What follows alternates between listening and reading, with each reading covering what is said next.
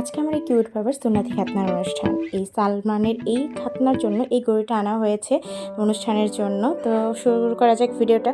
শুধু এই গরুটা না, পুরো বাড়ি, পুরো গলিটা খুব সুন্দর মতো লাইটিং দিয়ে সাজানো হয়েছে। তো ওর অনুষ্ঠানের কাঙ্ক্ষিত জায়গায় চলে আসলাম। এই অনুষ্ঠানটা হয়েছিল মগবাজার কনভেনশন হলে এবং এখানে খুব সুন্দর মতো ওয়েলকাম টু সালমান সুন্নতি এটা লেখা আছে।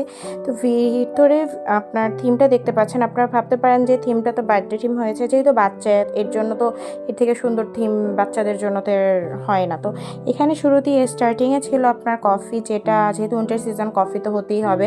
তো আমিও আমার জন্য এক কাপ কফি নিলাম। আর ওভারঅল টেস্ট অন্যান্য কফি থেকে আলহামদুলিল্লাহ ভালো কফিটা খেতে। তো আমি আমার বাবার কাছে চলে গেলাম সালমানের কাছে তো একটু ছবি তুলতে, কিন্তু দেখেন ওর কি অবস্থা, এত দুষ্টামি করতেছিল, ও ছবি তুলতে চায় না। হুট করে আমার স্কুল ফ্রেন্ডদের সাথে দেখা হয়ে গেল, প্রীতি, তারপর ওর আরও কাজিনরা এসেছিলো। তো ওদের সাথে একটু খুনসুটি করলাম, তারপর ছবি তুললাম। অনেক দিন পর দেখা হয়েছে, প্রায় 5-6 বছর পর স্কুল ফ্রেন্ডদের সাথে দেখা।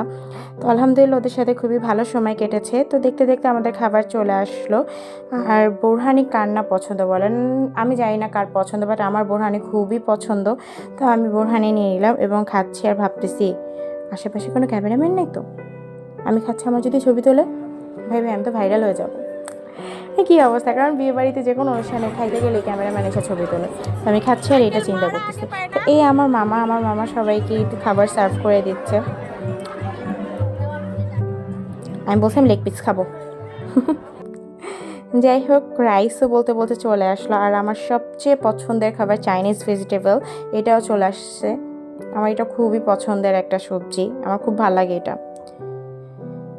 তাই আমি এটা দিয়ে টেস্ট করলাম আর ভাবতেছি ভাই ক্যামেরাম্যান নাই তো আমার আশেপাশে, বলতেছে আল্লাহ ক্যামেরাম্যান যেন না থাকে। তো এখানে একটা খুব ছোটোখাটো কাওয়ালিও হয়েছে, দাঁড়ান আমি